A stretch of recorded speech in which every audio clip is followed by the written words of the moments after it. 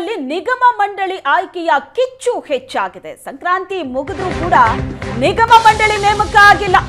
Asianet ಸುವರ್ಣ ನ್ಯೂಸ್ನಲ್ಲಿ Congress ಪಡಸಾಲೆಯ inside ಸುದ್ದಿ. ರಾಜ್ಯದಲ್ಲಿ ಕಾಂಗ್ರೆಸ್ ಸರ್ಕಾರ ಅಧಿಕಾರಕ್ಕೆ ಬಂದು 8 ತಿಂಗಳು ಕಳೆದು ಹೋಗಿದೆ. ಆದರೆ ಇನ್ನೂ ಕೂಡ ನಿಗಮ ಮಂಡಳಿ ಆಯ್ಕೆ ಆಗಿಲ್ಲ. ಸಂಕ್ರಾಂತಿ ಮುಗಿದ್ರೂ ನಿಗಮ ಮಂಡಳಿ ನೇಮಕ ಆಗಿಲ್ಲ. ನಿಗಮ ಮಂಡಳಿ ನೇಮಕದ ಕುರಿತಾಗಿ ಕಾಂಗ್ರೆಸ್ ಪಡಸಾಲೆಯಲ್ಲಿ ಆಗ್ತಾ ಇರುವಂತಹ ಬೆಳವಣಿಗೆ ಏನು ಅನ್ನೋದರ ಬಗೆಗಿನ ಇನ್ಸೈಡ್ ಸುದ್ದಿ ಏಷ್ಯಾನೆಟ್ ಸುವರ್ಣ ನ್ಯೂಸ್ನಲ್ಲಿ. ನಿಗಮ ಮಂಡಳಿಗಳಿಗೆ ಅಧ್ಯಕ್ಷ ಆಯ್ಕೆಯ ವೇಳೆ ಕಡೆಗಣನೆ ಮಾಡಲಾಗಿದೆ ಅಂತ ವೇಣುಗೋಪಾಲ್ ವಿರುದ್ಧ ಗೃಹ ಸಚಿವ ಪರಮೇಶ್ವರ್ ಆಕ್ರೋಶ ವ್ಯಕ್ತಪಡಿಸಿದ್ದಾರೆ.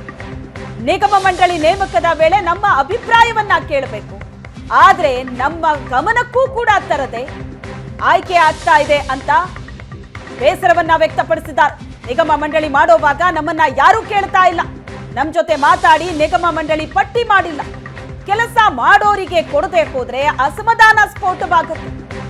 ಜಿಲ್ಲಾವಾರು ಯಾರು ಕೆಲಸ ಮಾಡ್ತಾ ಇದ್ದಾರೆ ಅನ್ನೋದು ನಮಗ್ ಗೊತ್ತಿರುತ್ತೆ. ಸಿಎಂ ಅಧ್ಯಕ್ಷರು ಜಿಲ್ಲಾ ನಾಯಕರ ಜೊತೆ ಮಾತಾಡಿ ಪಟ್ಟಿಯನ್ನ ಮಾಡಬೇಕು. ಎಐಸಿಸಿ ಜನರಲ್ ಸೆಕ್ರೆಟರಿ ಅವರೇ ನಿಗಮ ಮಂಡಳಿ ಪಟ್ಟಿ ಮಾಡ್ತಿದ್ದಾರೆ. ಕಾರ್ಯಕರ್ತರು ಯಾರ್ಯಾರು ಕೆಲಸ ಮಾಡಿದ್ದಾರೆ ಅನ್ನೋದು ನಮಗ್ ಗೊತ್ತಿರುತ್ತೆ. ಅಂತ ಕಾರ್ಯಕರ್ತರನ್ನ ಈ ಸಂದರ್ಭದಲ್ಲಿ ಗುರುತಿಸಿಲ್ಲ ಅಂತ ಅಂದ್ರೆ ಕಾರ್ಯಕರ್ತರು ಸಿಟ್ಟಾಗ್ತಾರೆ.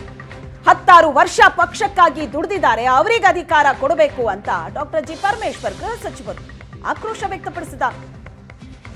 ಇದರ ಬಗ್ಗೆ ಪದೇ ಪದೇ ನಾನು ಹೇಳ್ತಾ ಇದ್ದೀನಿ, ನಮ್ಮನ್ನು ಯಾರನ್ನೂ ಕೂಡ ಅವರು ಕನ್ಸಲ್ಟ್ ಮಾಡಿಲ್ಲ.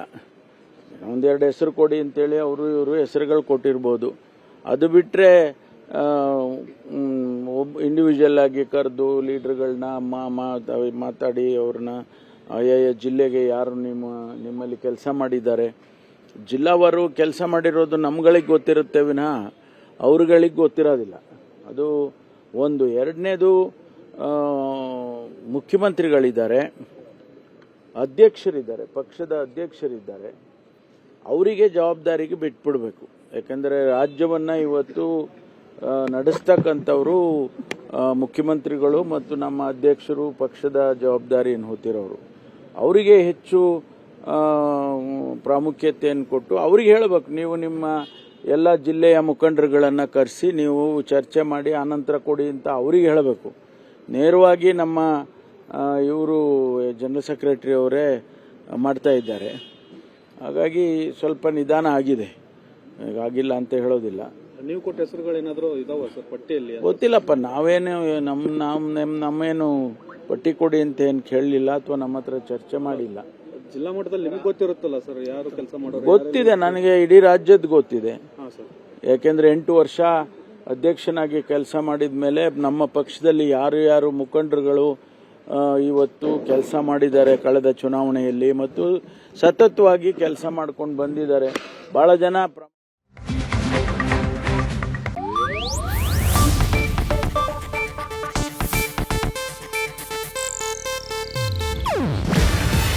ಇದು ಏಷ್ಯಾನೆಟ್ ನ್ಯೂಸ್ ನೆಟ್ವರ್ಕ್ ಪ್ರಸ್ತುತಿ.